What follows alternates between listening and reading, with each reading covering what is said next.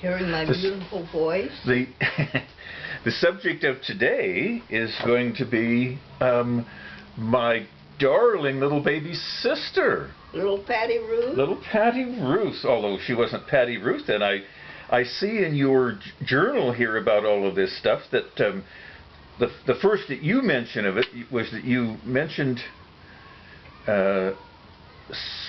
somebody to that maybe you were pregnant. How did you figure out you were pregnant at that time? I was a 2-year-old and you were having glorious fun with me. I don't know why you needed another little baby around the place, but this would have been in Detroit. Where were you at the time? Remember that? You mean which house? Or? Yeah. You needed more room, right? To you were going to Dr. Marshall, and he was the one who told you were pregnant, right? And going to have a November baby. Right. But you were going to need a new place to live. Right. Where did we live when Patty was born? Well, presumably you moved before she was born, probably. Yes. I don't remember. The duplex was in there somewhere. I don't know if that was before or after. We must have lived in, all told in the Detroit period, we must have lived in at least 15 different places, and that was a long time ago. Now, did Nano come visit, Dickie's mother, to help you with the newfound baby? No, no, not for that. She came to see that I was doing it properly. And make sure her son got his socks moist, right? I mean, you did have your struggles with Nano, didn't you? No struggles. We never argued or anything, but they really felt that he married beneath him. Beneath him, and you were a college-educated. Well, none of them had a college education, but they had friends that had a lot of money. Ah. And that's what counts to them. Well, it says in here that the where you moved to was Grayton, the duplex on Grayton. Oh, Grayton. The downstairs apartment. Right. Yeah. It was in the. It's a 2-bedroom apartment. You moved in the springtime, so that presumably those hot, sultry Michigan, Detroit summers, that must have been very uncomfortable being pregnant. Right. Because they were like 100% humidity, and you were 6 months going in August. Ooh, horrible time probably. It wasn't pleasant. You had quit work, presumably, long before that, though. I mean, you were home we had you. Because you had me to take care of. And you remember the Koskis? Joe and Ellen Koski? Next door neighbors that I played with?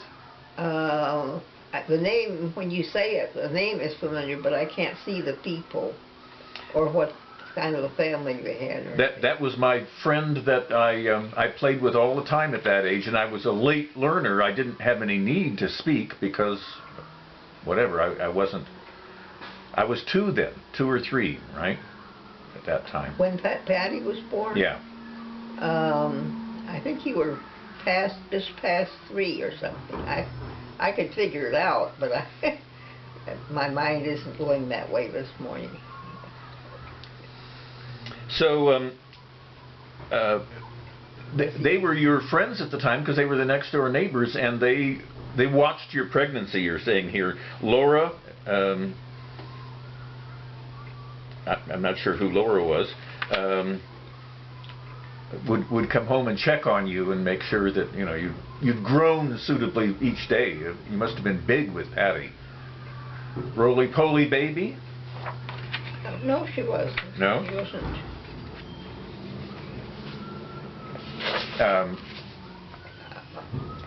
Okay, well so that year, she was born in 1940, so that was an election year. That was a big election year for Roosevelt, right? His 3rd term. That was the major new thing. Somebody running for a third term in office. In fact, they Right. changed the rules after that, but those pesky Republicans did.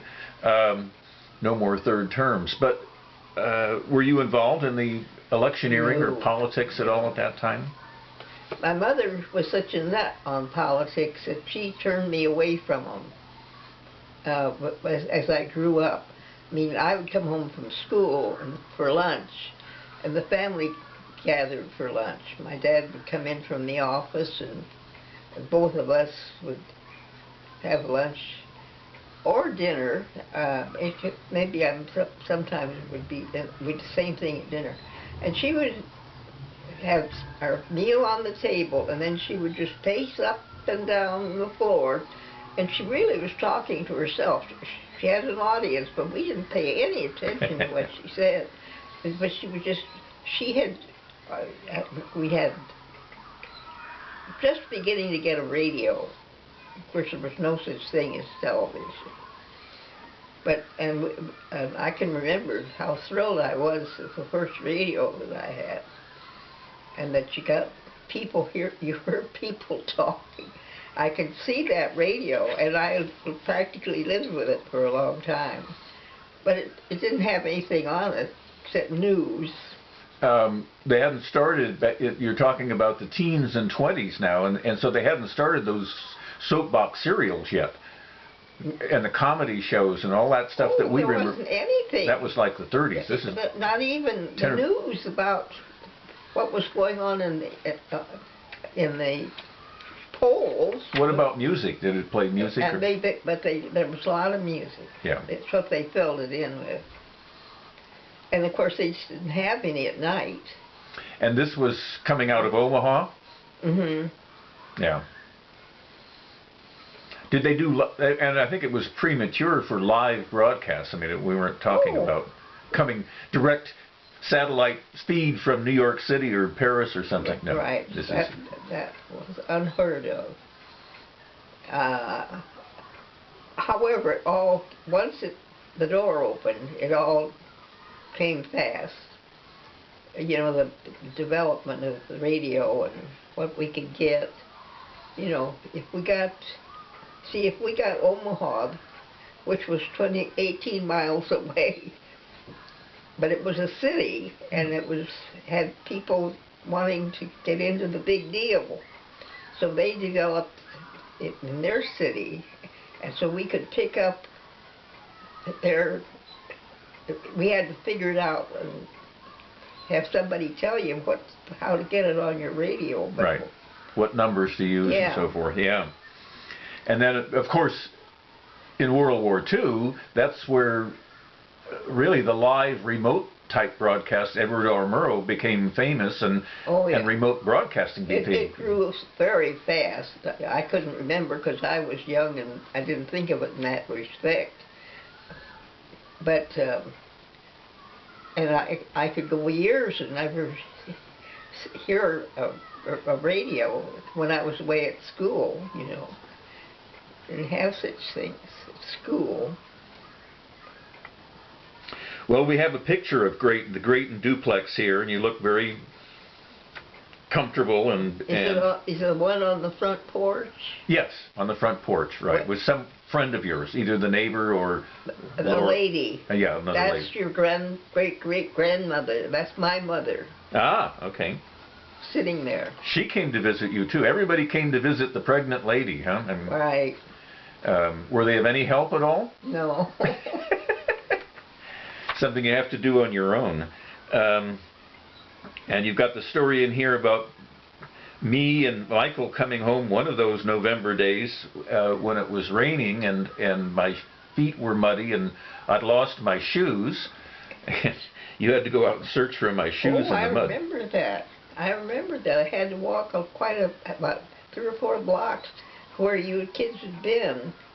Oh, that was in Grosse Pointe, that house. Of course, all of them were in Grosse Pointe that we lived in. I don't think anyone was ever just Detroit, you know. Detroit was, even then, a huge city with different sections and areas. but Grosse Pointe was where the rich people lived. Right. And the rich people always had 2 or 3 houses, and they rented them out. And that's where we got one of the renters for a while. A vacation home Yeah. along the lake, because you were on the Lakeshore Drive area. I don't know. Yeah. We weren't too close. I remember we weren't too close to the lake. If we wanted to go see the lake, I don't think we did it more than once or twice the whole time we lived there. Uh-huh. And it was probably maybe 8 or 9 blocks away, but people didn't do things like that. Well, and you probably didn't travel much because you were heavily pregnant. No. But what the people went down there for was that there was an island out, a big island, that it was developed for picnics. And Belle Isle. Belle Isle. Yeah. And you had to go over on a bridge, I think. Yep. There's a bridge to Belle Isle. Right. And so we didn't bother. Those things didn't interest us.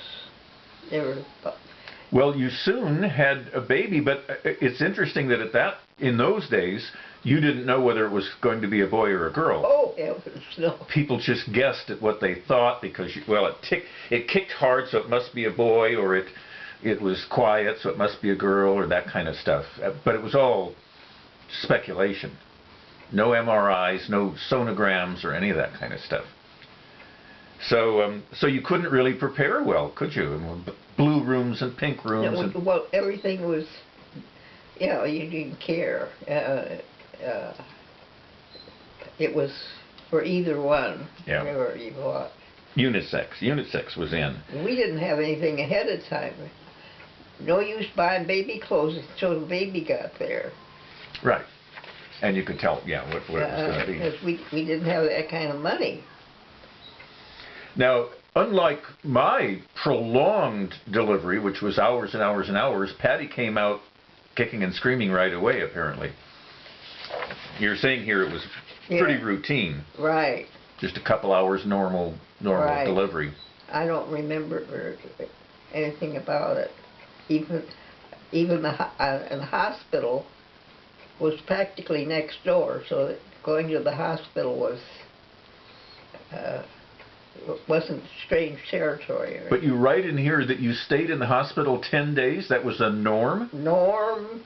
Anybody had a baby, they went in and stayed 10 days, whether they needed it or not. And I can remember lying in bed after Patty was born and looking out the window, and Dick was down there with you. Uh-huh. And you were you were what? 2.5 years old. Yeah. And you were looking. I found you to be able to wave. Yeah. And out the window, and you were waving back and dancing around and all that. And so Dick just brought you over to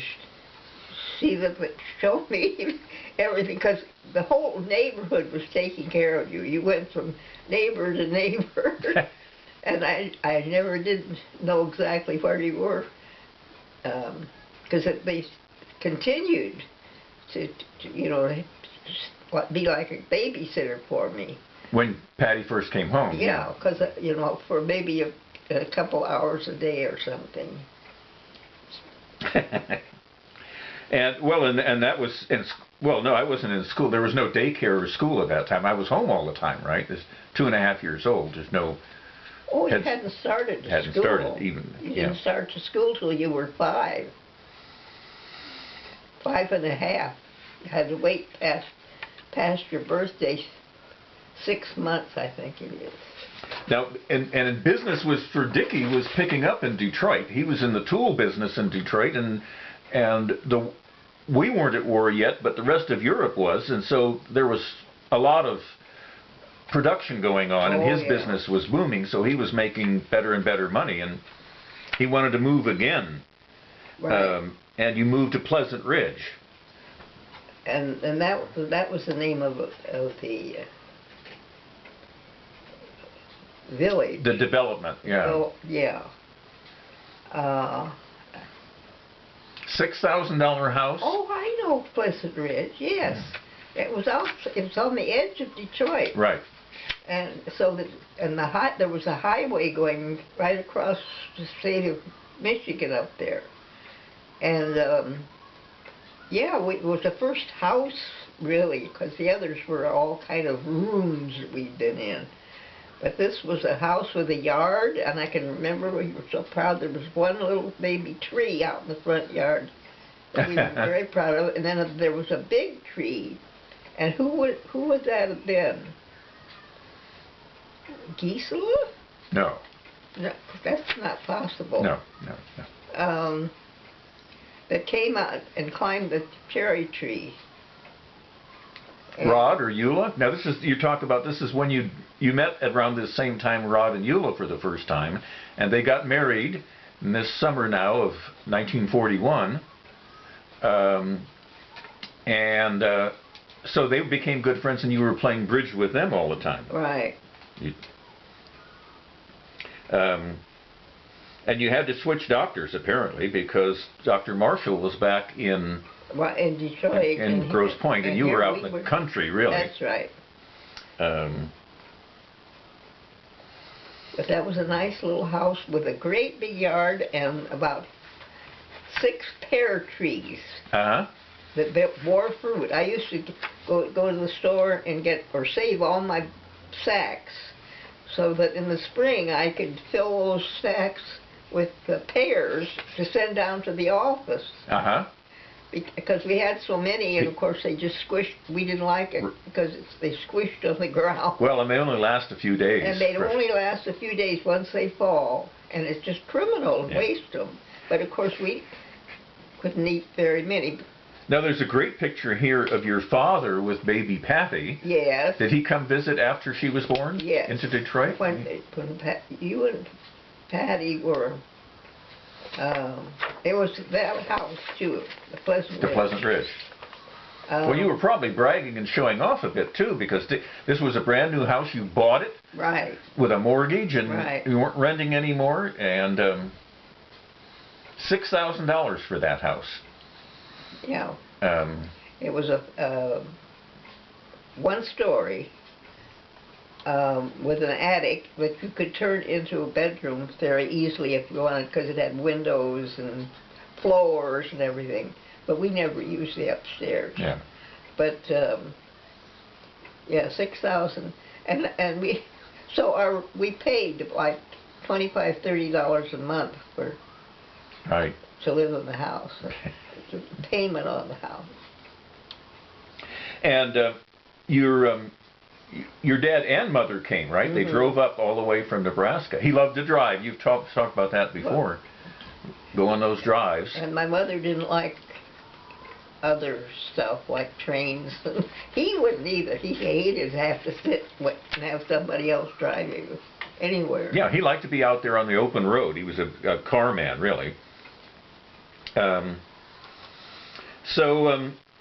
then Pearl Harbor came along, and everybody got all excited about the war.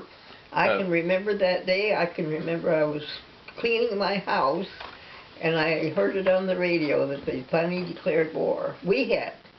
And I went and sat down, and I thought, now what in the world is this going to mean?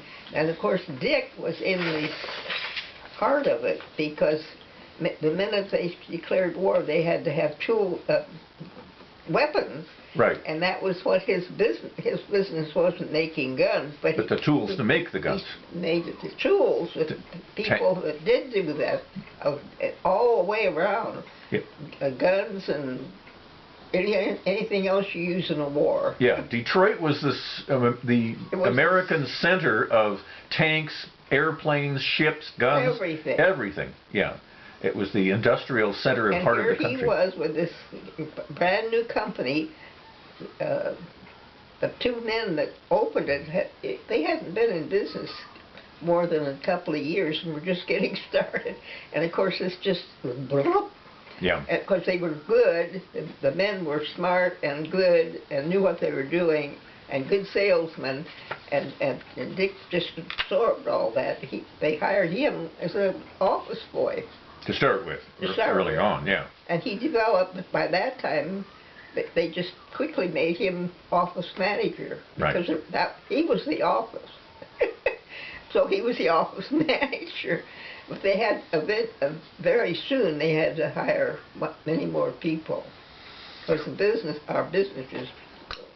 Well, now you'd already done a lot of traveling in your life, but the war brought on also you're taking the train, and you went back to Nebraska, went then to Chicago to meet Dick, and I mean this is jet setting compared to what you had been used to.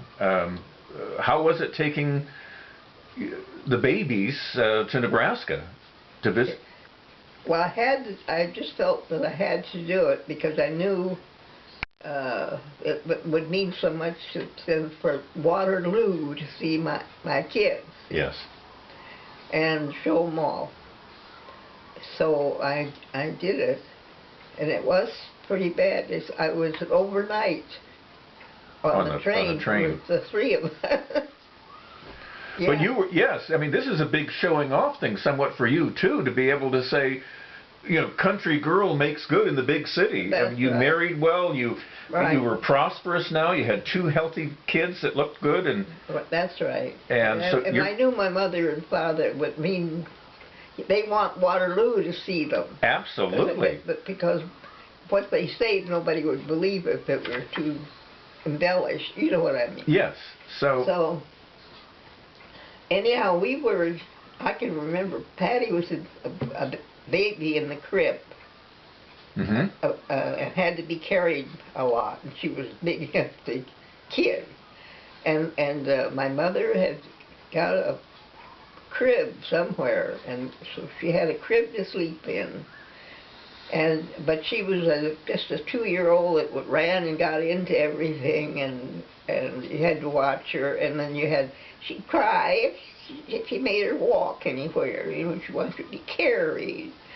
And by the time I was through, I was just exhausted, and I think I have a sentence in there somewhere.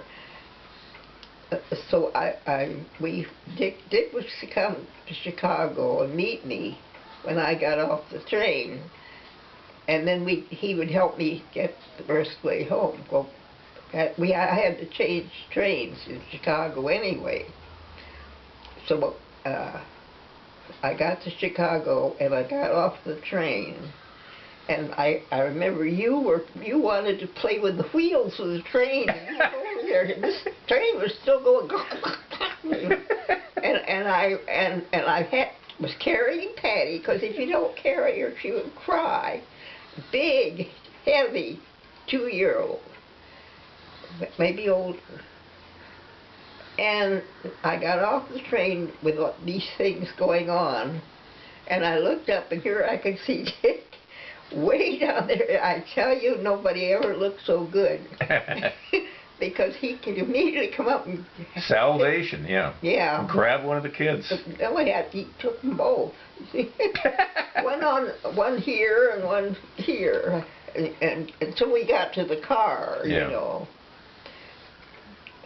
And well, I think you didn't need carrying to the car. You were probably 5 years old then. I was happy to just run around and be out exploring. You didn't want to be picked up at all. No way. You were in charge. Just like going over and playing with the wheels of the train. Yeah. And you tried to make them spin. Oh. Exhausting, as Patty would say. But she was, in all the pictures of her at that time, she was smiling and the most happiest little girl. Yeah, she was. She wasn't too much of a nuisance, but just the fact that you were. I always got in trouble, right? I had to watch you, and you would get her to go. I never could, you know, be sure that you wouldn't. And yes. It was